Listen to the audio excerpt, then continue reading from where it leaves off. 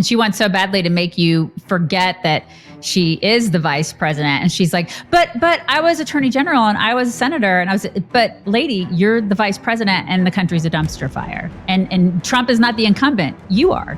Which is why Ben Shapiro's advice to him, I think, is so perfect, which every time it comes up in the debate, anytime she says she's going to do something, his automatic response should be, so why didn't you do it? Why didn't you do it? All right, welcome. This is kind of the start of the work week, isn't it? I hope you had a good Labor Day. Thanks for all the positive feedback on that episode yesterday with James Blair. So important. I had a lot of people say that they'd never seen anything like this. That's why we wanted to show it to you. The ground game, the changes in the law are critical. If you haven't seen it, go back and check it out. This is the key to this election. 7 battleground states are going to determine this. And my goodness, the polling could not be tighter. This is going to be a nail biter, a humdinger, whatever you want to call it.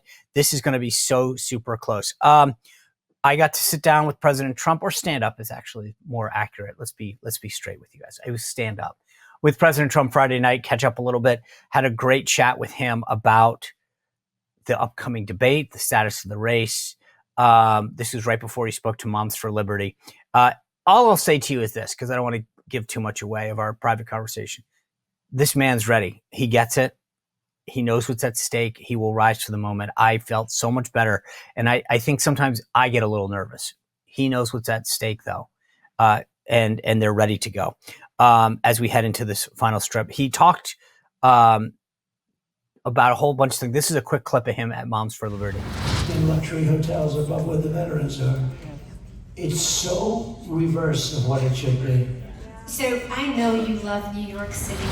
He covered a lot. It was actually a great conversation he had with Tiffany Justice at Moms for Liberty. I stuck around and watched most of it.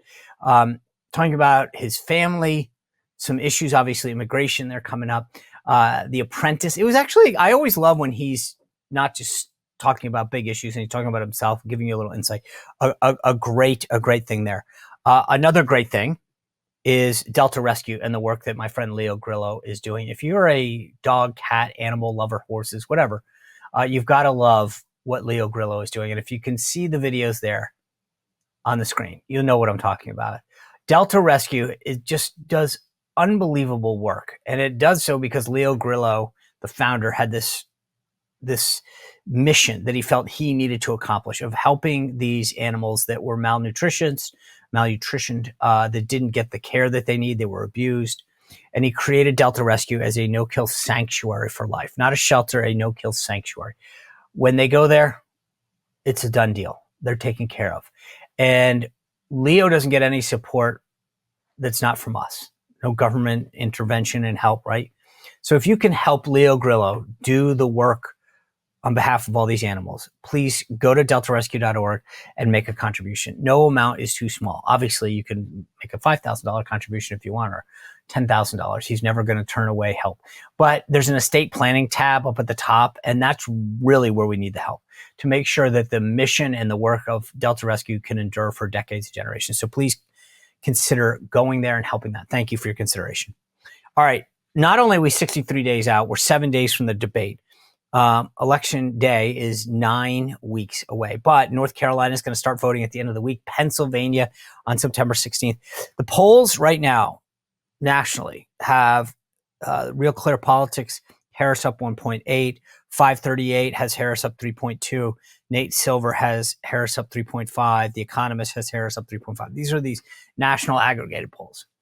It gives us a sense of the mood of the country. Here's the bottom line. It's close. It's going to be a dogfight. So the difference is the Dems are now excited. They push Biden out. They have this enthusiasm, excitement around Kamala Harris because she's not Joe Biden. We can't be complacent. That's my bottom line message to you. You heard James Blair yesterday talk about getting involved. Get involved. Help. We have a lot to talk about. Chicks on the Right are here. We're going to talk about that botched withdrawal. Both campaigns have got new ads out. Walz giving a non-answer when asked about the American hostage that was shot and killed by Hamas. What the heck is going on there? So much to get to. A lot we've seen in the last, several weeks has been unexpected. That's why I have a Patriot Power Generator 2000X in my house. And if you go to 4patriots.com, you can get a Patriot power generator in your house. Here's the cool thing. If you've ever had an instance in the past where the power's gone off a day, a week, a month, and these days you don't know, it could be that long that's what happens. You need a Patriot power generator. Why? Most generators run off gas. The Patriot power generator 2000X runs off a solar panel that comes free with it. You don't need to run out to the gas station, hope that it's open, hope that it takes a credit card. Why wouldn't it? Well, because if there's a hit on the electrical grid, it's not going to take credit cards, folks. Think about that for a second. Not only will you not be able to get the gas, you can't refill it. All you need with the Patriot Power Generator 2000X is the sun. You can power the most powerful things in your house, your refrigerator, your TV, your tablets, whatever. It's completely portable. And when you bring it into your house, as I have, you don't have to worry about the fumes and the noise and whatever. I'm telling you, get ahead of your problems. If an emergency happens, you are going to thank God you have one of these in your house. Because it's portable, you'll be able to bring it to a friend or a family member's house too, so you can be the hero for them. But do it for yourself. Do it for your family right now. Go to 4patriots.com/Spicer. All right. I want to bring in Chicks on the Right, Mock and Daisy, and go through all these big issues that we're facing in this final sprint to Election Day. And as we kick off, hopefully what was a nice 3-day weekend. Without further ado, Chicks on the Right. Ladies, great to see you. Happy post-Labor Day. We are officially in the election sprint. I didn't want to do a running shoe check. I have my gravity defiers on, by the way. I'm ready to run. Are you guys ready to run to the end? Let's do this thing. Yeah, let's do it. Let's get it. Let's get it to get her done. Let's get her done. Let's do it. I kind of, it's weird. First of all, I hate Labor Day. I hate it. You do? Oh, absolutely. My son was like, I was talking to my son. He's like, I love fall. I love the cool weather. And I go, yeah, but then it gets cold. He goes, yeah, that's cool with me. And I'm like, I don't know. There's just something like I love summer, and Labor Day to me is sort of, it's just like, it's this big, it's the end of summer, except in election years, I kind of, it doesn't hit me as hard because I feel like, okay, this is the sprint. But I got to tell you right now, I looked at, when we were getting ready for this, I was like 63 days. Like, what am I going to do? Like on November 6th. I mean, I hope we celebrate. I hope we're getting ready for a Trump. But like, I'm sorry. I'm just at this point in life where I don't know. I'm the sprint is what's going to keep me going, is I guess what I'm saying. Yeah. It's like, and it's a toss up. I mean, in years past, we kind of had an idea of what was going to happen, but now it is like 50-50. I don't feel like we had an idea ever. I feel like the last 3 elections have been what is going to happen? Yeah. I mean, I don't know. I kind of leaned towards, at least in my mind, maybe like I was just dreaming, but in my mind, I was like, I kind of feel like it's going to be one way or the other. But this one, I'm like, I don't know. Well, it was for a while, right? I mean, the thing is, I hate to say this, I think some of us got fat and lazy when it came to Biden as the opponent. It was like, okay, all right. And now we got to be like, okay, let's get those running shoes on. Let's go door to door. I honestly feel like there's a little bit of complacency that set in where people were like, okay, cool, we got this in the bag. Mm-hmm. And now suddenly it's like, hey, folks, get up. Let's go. Let's roll, because this is for real. It was funny, though. There was one statistic that gave me a little bit of hope this morning. Biden was up 9 at this point in 2020. And Hillary was up +5 at this point. Harris, according to all the national polls, is up 4. Again, I'm not looking at national polls, but I'm just like, this is truly these 7 states, every one of them is margin of error. And I think this is where get out the vote's going to be crucial.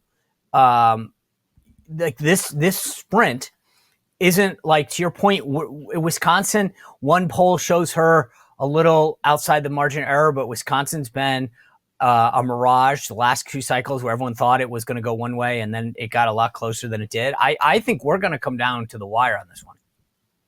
Yeah, we will. Yeah. And it's because we're constantly reminding our audience of exactly what you just said, which is not to get complacent, which is to get out there and vote, drag your friends, go door to door, do all the things.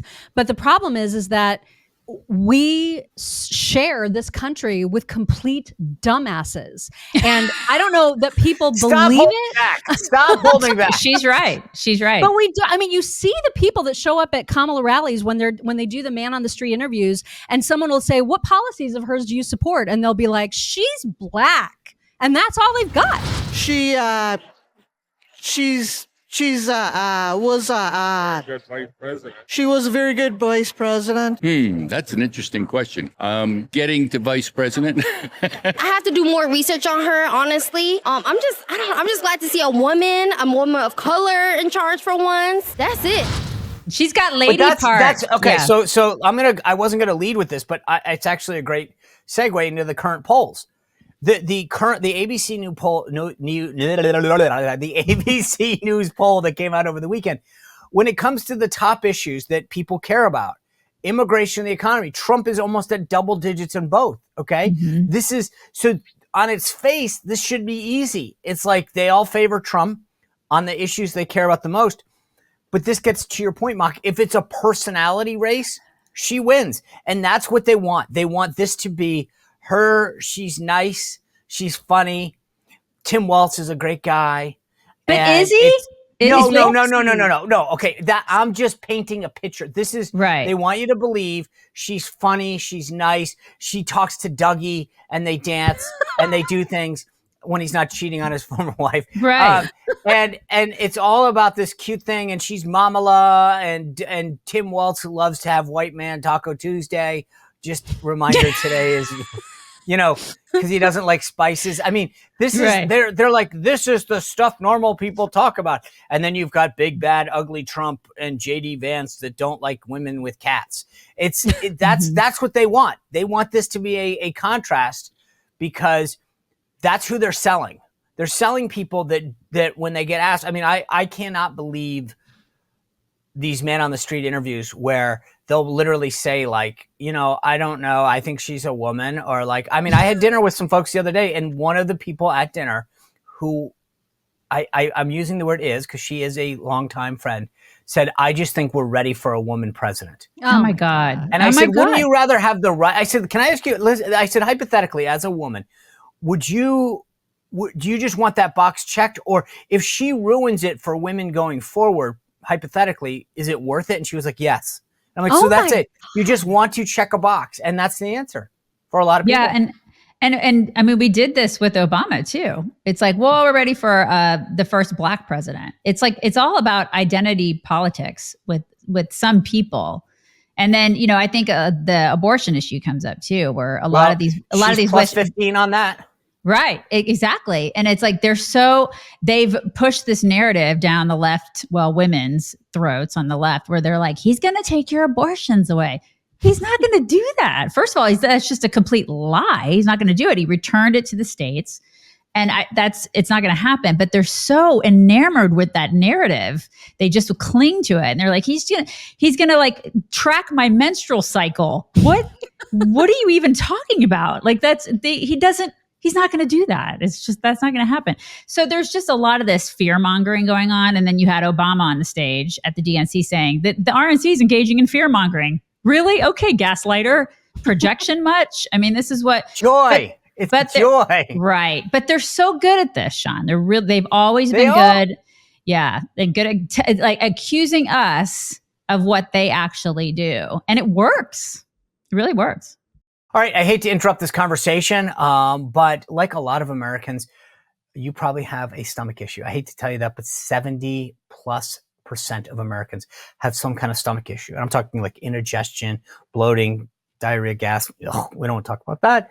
But I want to talk to you about a solution, because with Just Thrive, you can try their Just Calm or their probiotic right now. Special deal to our viewers. Okay, here's the thing though. I started taking probiotic years ago because I thought it would help me with my health, right? 99% of probiotics don't get through the stomach to the intestine where they're supposed to. That's unbelievable. You think about that for a second. Why are you taking it if it doesn't?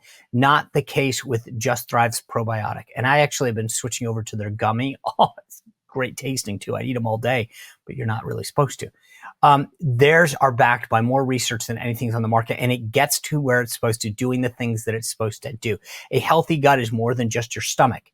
It helps improve mood, skin. So much depends on a healthy gut. If you go to justthrivehealth.com, you can use promo code SPICER, justthrivehealth.com, promo code SPICER, to get 20% off anything in your first order. And like I said, I've been taking the probiotic and the Just Calm, but I tried their gummy probiotic. Oh, amazing. Try any of them at justthrivehealth.com/Spicer. Get 20% off your first order. All right, back to the conversation. Well, that kind of brings me to the issue that I wanted to lead with, but I want to start with, because from a political standpoint, I have been amazed about this issue of Trump going to Arlington, okay? Because of the following. He goes, they don't. Fact. He gets accused of doing something wrong. They get none of the backlash. And the press goes all in on that. And I'm just mind blown. I'm like, you've got to be kidding me. Biden's on the beach. Kamala Harris is at the vice president's mansion. Trump goes to Arlington, flies. Let's be honest. He's the only one actually that had to travel in terms of proximity at the invitation of these Gold Star families. And then he gets attacked by the media for filming something or video something, but they never actually went, right? Okay, so that's backwards. But then here's where I want to think. I was like, okay, what's the old adage? Don't ever get in the way of somebody who's trying to shoot themselves or whatever, or something like that. And here's Harris then issues a statement. She's like, steps in it and says, I don't think that Arlington should be used. And I'm like, oh my God. What do you, and I'm thank goodness, I appreciate it. But she literally puts out a statement saying, I don't think that, Arlington should be sacred ground and da-da-da-da. And I'm like, oh my gosh, you just gave the Trump campaign an unbelievable opening. She did. We couldn't believe it either. We said as much on our show this morning that from a political strategy perspective, this was the dumbest move by her.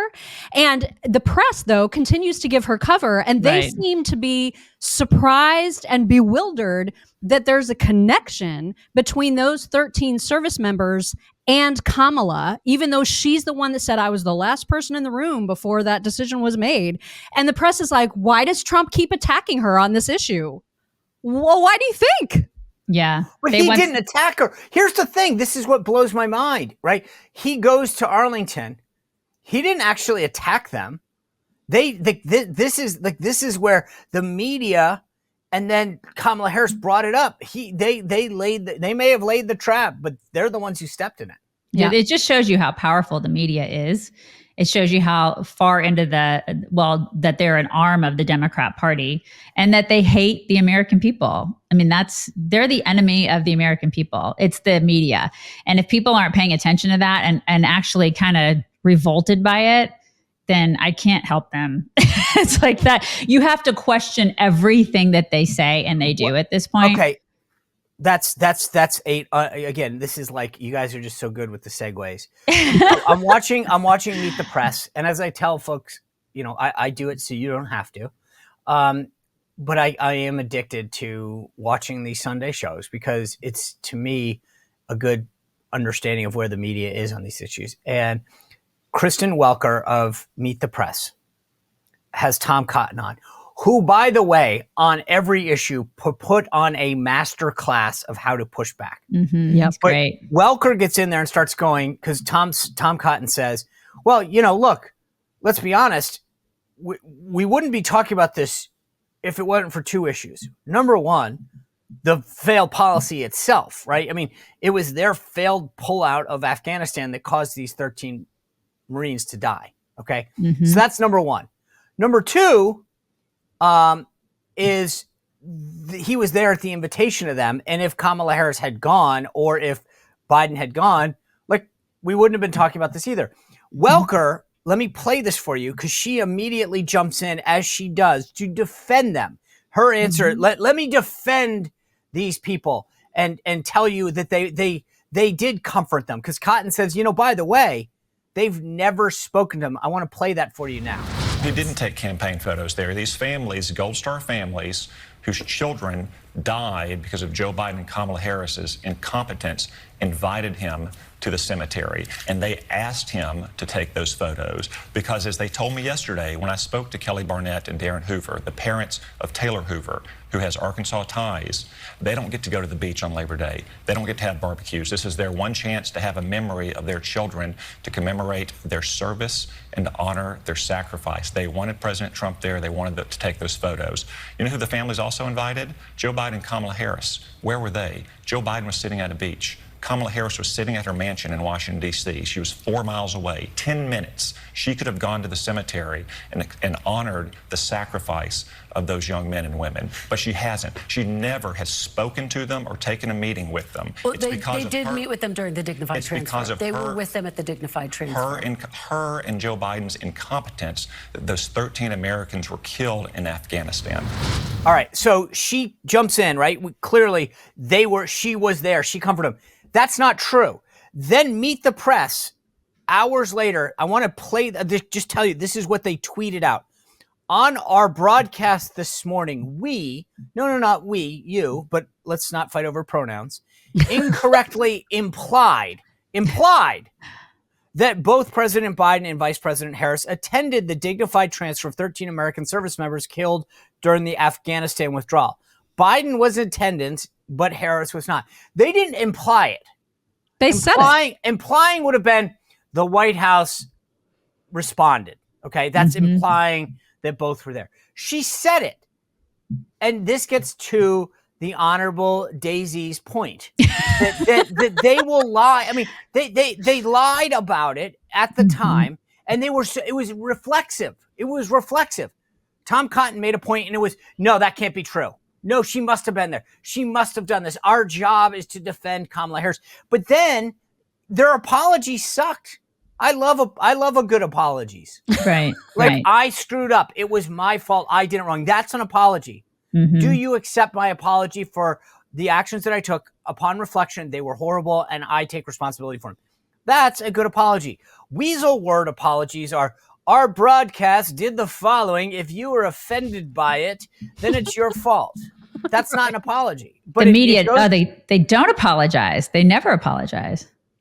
They're terrible. And furthermore, when Joe Biden, when all that stuff went down, Joe Biden was checking remember he was checking his watch the whole time. Do you remember? Because we remember that. Families remember. They remember. Yeah, they do. And you remember Jen Psaki in her book tried to again lie and say that event never happened. And immediately people were like, you know, it's on video, ding dong.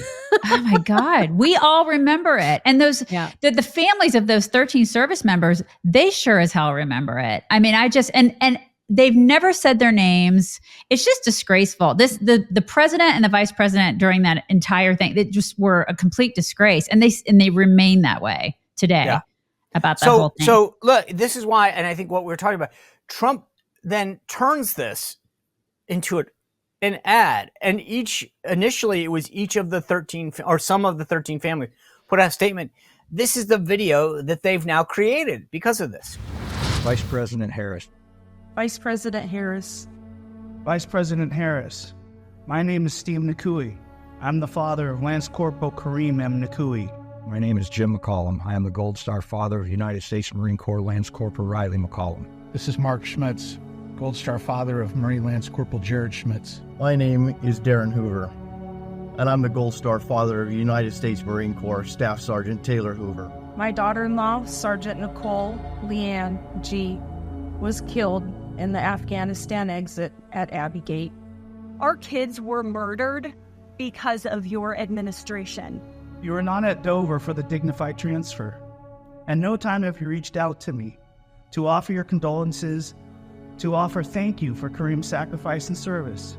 You have 13 families who have been waiting over 3 years to so much as get a phone call, to so much as hear our kids' names said aloud. You failed for 3 years and 8 months to acknowledge our kids. Where were you and Joe Biden on August 26, 2024? Nowhere near Arlington Cemetery. You couldn't be bothered to be with us or even say our kids' names, just as you had done for the last 3 years. Vice President Harris, I ask you, why won't you return a call and explain to us how you call my daughter-in-law's death a success? President Trump has called. President Trump shows up. But President Trump takes the time to hear our loved ones' stories. We invited him to be there. These are the only memories we get to make with our son, and it is you who is playing politics and trying to detract from our memories made that day. President Trump has been there for us. He's been a rock for us. He showed compassion for us, and he showed he truly cares for the families that truly do know what the ultimate sacrifice really is.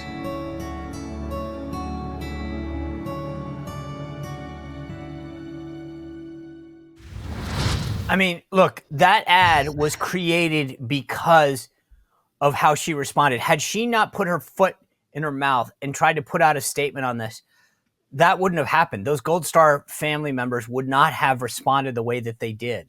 Correct. This is a creation of Harris's ineptitude, campaign ineptitude. And there's no way that she didn't sign off on it. Like that wasn't just an intern posting on her behalf. That was a 2-page statement. You know what I mean? She definitely authorized it, agreed with it, and wanted it out there. And I bet she's having all the regret this morning. Yeah. It had the earmarks of, let me be clear in it.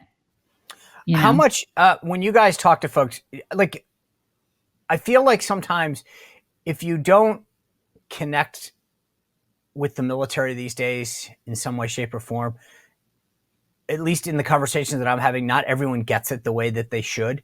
When you guys talk to people through the conversations that you're having through your show, how often does this come up?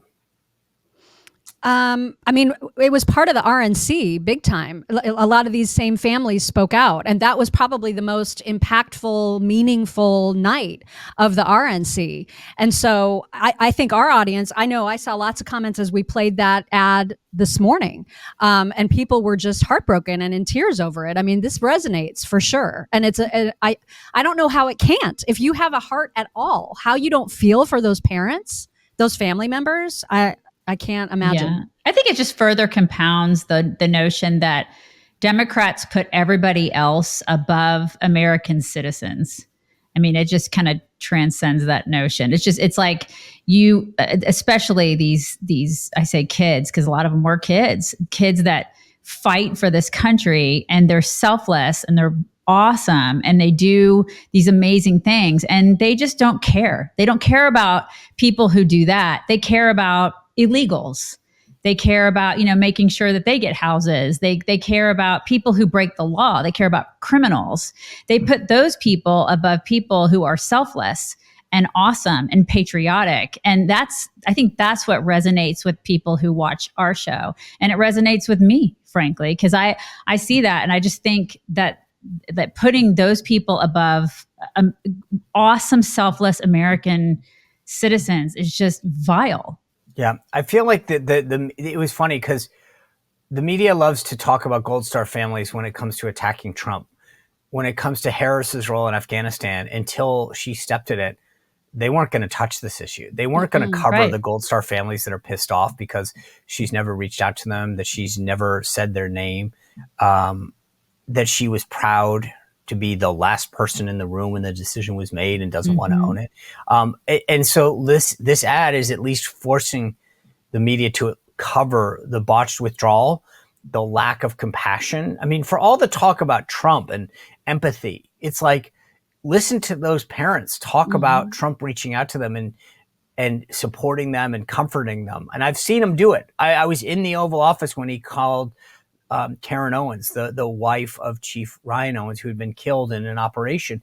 It's emotional, it's taxing, and he was just amazing at doing it. I don't think people see that side of him enough, but those parents see what I saw. And it's a contrast that I wish more people could see as we head into these final days. Yeah. And you saw it. And I would imagine that there's so many other examples of that you probably saw that we don't ever get to see. And it's because of our crappy media that tries to paint him as something that he's not, and conversely, they try to paint Kamala and Walz as something that they're not, which it's so frustrating. That Walz response, right? I mean, think about it. He's at, the Minnesota State Fair. He gets asked about the killing of that hostage in American hostage in Israel. And he's like, I got to go back to my ice cream or cookies or whatever he was eating. What's your reaction to the 6 hostages being found dead in Gaza? All right. Thanks, everybody. Well, he's very folksy. Very folksy. Yeah, I'm wearing a camo hat, by the way. That's right. It's unbelievable. Yeah. And people, but again, the dumbasses, they fall for it. They believe it. And and she's a black woman and it's time for that. So go. But you know, we go from Abbey Gate and the 13 Gold Star families to this event in Israel. I got to be honest, I was shocked initially and then even more so. But again, she gets off the hook that she hasn't responded on camera to the death of an American hostage. She was on the phone, Sean. You didn't see her on the phone? Yeah. When she got on Air Force with Two? An earpiece and then holding her phone too. Like it was so obvious she was faking getting on the phone just to like dodge reporters. Yeah. Like seriously, lady, we're on to you. But this is, you know, to your point, I look, I say this with a bit of jealousy. Like I wish I could get away with the crap that they do. Yeah. The idea that an American hostage was killed. And you don't have to say, like, you can walk away and like eat the ice cream and be like, I gotta go.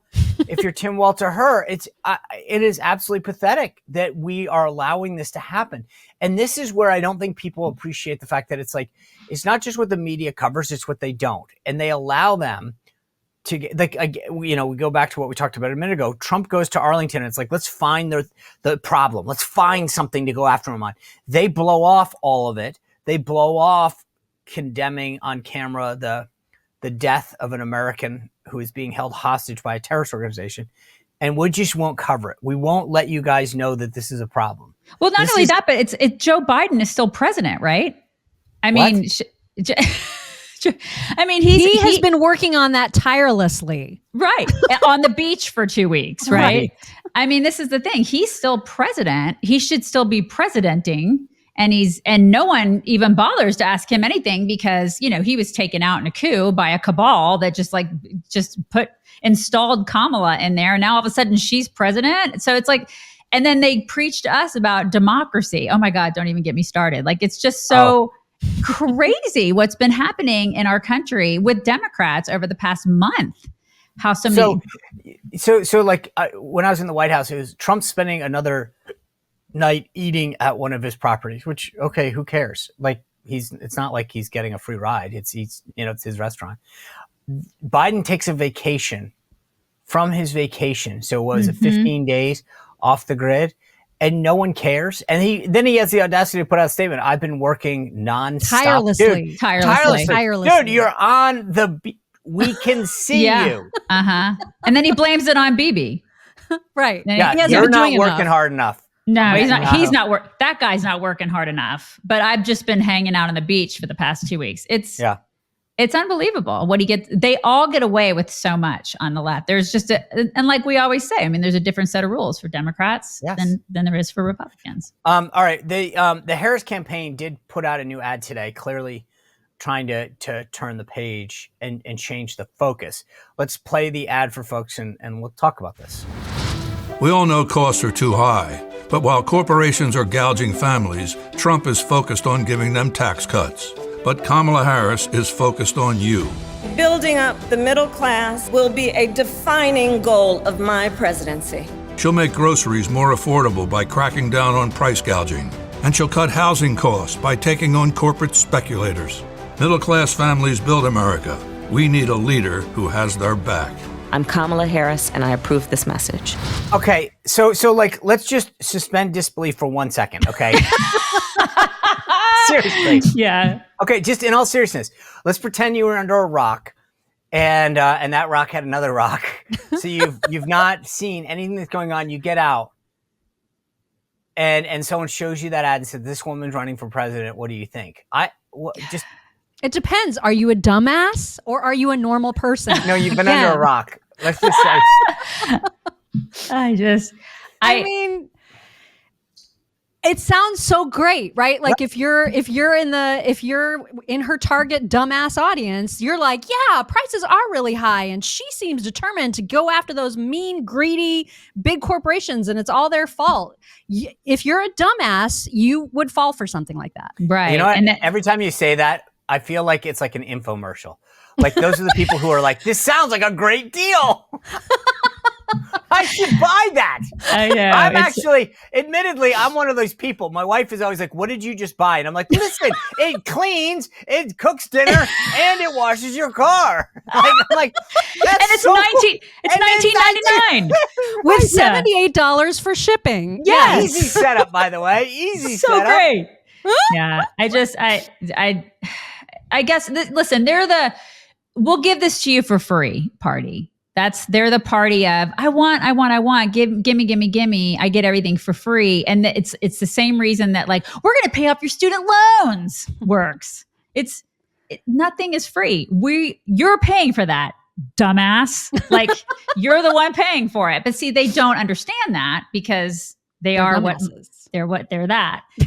We're never, this whole thing's never going to make it to like view because we said dumbass so many times. No, Sean's going to be like, we're going to go ahead and just put this in the can. Right?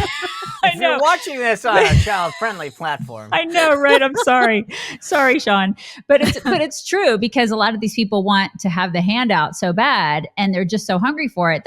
We've been talking about that for 15 years. They're the ice cream party, as evidenced by Joe Biden eating it all the time. And we're more the broccoli party. Like we know what's good for you. And it's about self, reliance, personal responsibility. It's like you have to have a stake. You have to have some sort of a skin in the game kind of a party. And Democrats are like, we're going to give you all this free crap.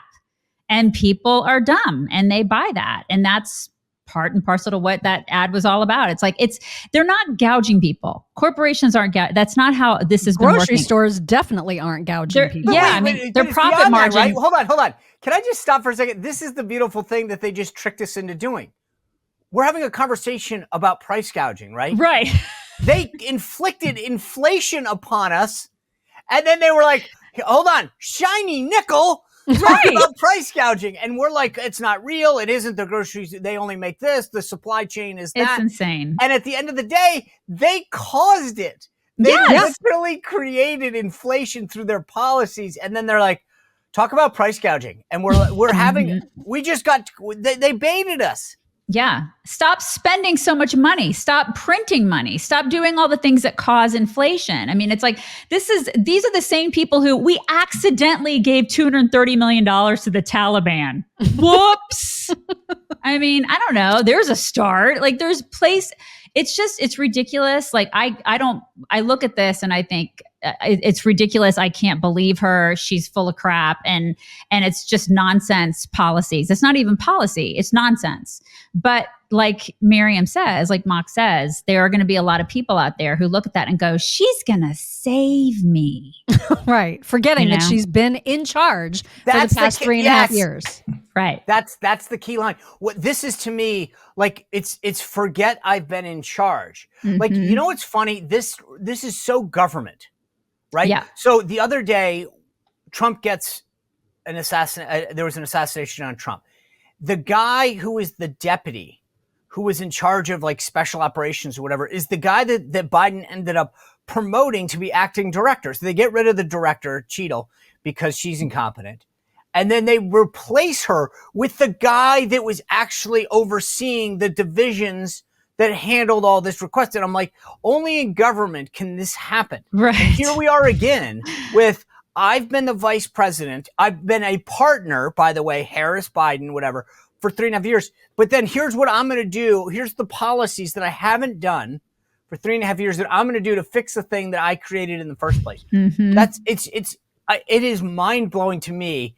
That's got to get played over and over again, because one of the things that's fascinating about that ad is that she's blaming Trump and big corporations for their failures. It's right. And Trump, conversely, is trying to say, hey, she's the incumbent. And this is where this election is going to come down to. Who do you believe is more responsible? Kamala Harris, who's the vice president in office now, or Kamala Harris when she tells you it's Donald Trump and big corporations? Yeah. And she wants so badly to make you forget that she is the vice president. And she's like, but I was attorney general and I was a senator but lady, you're the vice president and the country's a dumpster fire. And Trump is not the incumbent. You are.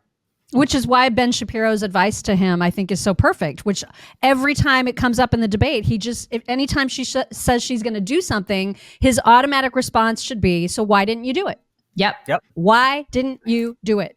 Yep. So I said this at the beginning of the show. I talked to the president. On Friday, I don't get into the exactness of the conversations that I have ever with him, but I will say he does get that. And he understands the moment that is about to happen. He understands her tactics. And I'm hoping that he rises to this. And we had a brief conversation about the tactics, and I think he understands. I think he did a really good job. Biden gets a lot of the attention for how bad he screwed up, but Trump did a really good job in that first debate, and he held his fire. And I think he's going to do it again. Let's talk about this. We're a week out from this debate. I think for a variety of reasons, because of the historic nature of this race, that this is going to be an outsized debate. A lot of people who don't know much about her, who are willing to give Trump maybe a second or third chance, are going to tune in this debate and say, all right, this is your sell. Give me something. I actually will be surprised if this doesn't do very well ratings wise. I will be surprised if a lot of people don't make up their mind. But do you guys agree with me that I think a lot's at stake for both folks? Totally. Oh, yeah. Without question. Yeah. Is it even going to happen though? Because she's still questioning about the let's open get mic there in or a second. whatever. No. Let's get there. Let's get there in a second. But first, let's just. Do you think that this really is that big of a deal? I do. Yes. Yeah. I think a lot of people. Yeah, they'll watch this. It'll be as decisive, I think, as like the Biden one, because people will be watching, because it's kind of like what you say, and people haven't seen her in this environment. She's been dodging everybody and everything. She only has done one interview, and that wasn't even an interview. That Dana Bash interview. Do you think that Tim Walz? I have this theory that I think Tim Walz watched what happened with Donald Trump and Biden and said, okay, they pushed him out when she flailed. She's not going to do well. I could end up the nominee. Oh my gosh. Tim Walz is like, wait a second. She gets twirling her his butt mustache. kicked. He drops out. I become the nominee. Wow, this is great. So Mark, you brought it up. Does it happen?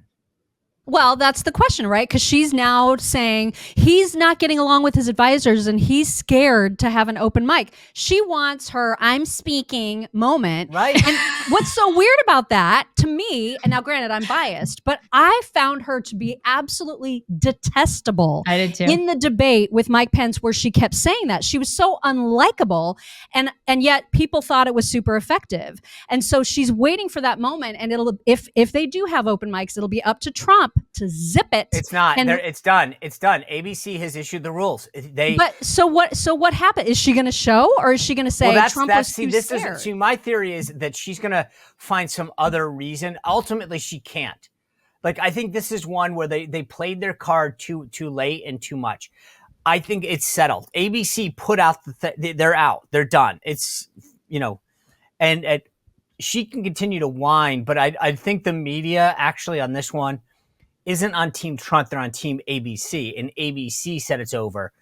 I think that to me is the key. But let me just lay out my theory on Kamala Harris for you guys, because everyone talks about she's a great prosecutor and all this stuff. True, fine, fair enough. But look at every one of the instances where she's had her clip, right? The Mike Pence one, the Joe Biden is a racist, and I am that little girl on the bus, right? And her questioning of some of the nominees. It's always been scripted. Here's your line. Go out and say it. Here's when this is going to come out. It's always been scripted. She doesn't do well unscripted at a podium, a la CNN thing. And Trump knows this, and he is going, if he just lets her fall on herself and let her kind of throw the line out and just kind of stare at her. I think yes, right. I mean, that's just got to let her talk. Let her talk, and then she'll cackle because she'll get nervous, and she'll just look like a complete buffoon. And she'll hang herself. If you just give her the rope, she will hang herself. I totally agree. I absolutely agree with that, because if he can just let her do that, because he is unscripted. He's the king of unscripted, and all of his great lines. When he says, remember the Hillary Clinton one where he said, "I'd lock you up too." Yeah, or, the hands with Marco. It's always he is the king of unscripted one-liners, zingers. That's the difference. He'll have his line, and she's gonna I think the problem is she's so write this down for me. Tell me when to say it. I'll say the line. You know, she doesn't know how to be herself.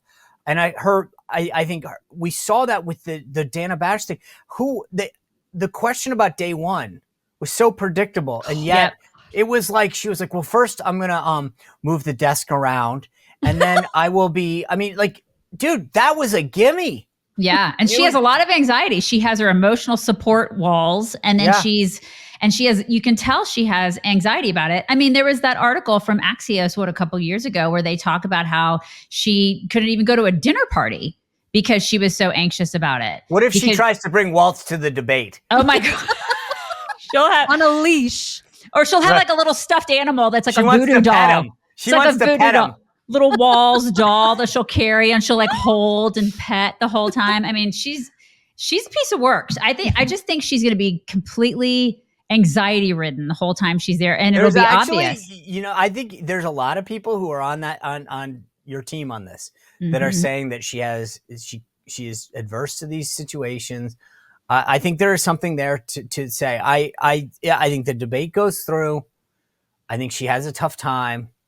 I feel very good about this. I was nervous after my conversation with President Trump. I felt a lot better. Really? Because I honestly, I had a great Friday night because we talked about it. And like I said, I don't get into details, but he was like, we went through a couple things and he gets it.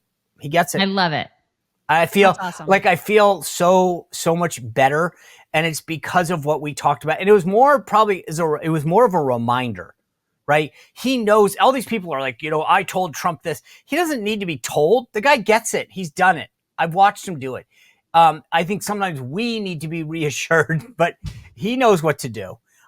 Ladies, always a pleasure to kick off. This is like technically not the beginning of the week, but it is, like, for all intents and purposes. So I appreciate kicking it off with you guys as always. So thank you. And let's check back in. Let's see how we do on this debate. Because I think this will be a big one. Thank you guys for being here. I appreciate all of you kicking off your official week with us. A great conversation yesterday, if you didn't see it, with James Blair on the ground game. A lot of positive feedback. Thank you for that. We're looking at doing a new 270 map because so much of the polling has changed. Stay tuned for that. That's why you've got to hit the notification button and subscribe. We've got a great show tomorrow with Republican strategist Alex Castellanos. Later this week, the panel, so much more coming your way, and a lot of great guests in the next couple of weeks. So you want to hit the notification button, subscribe, and we'll see you back here tomorrow. Well, if you enjoyed this content, make sure to like this video, subscribe, and click the notification bell to get more.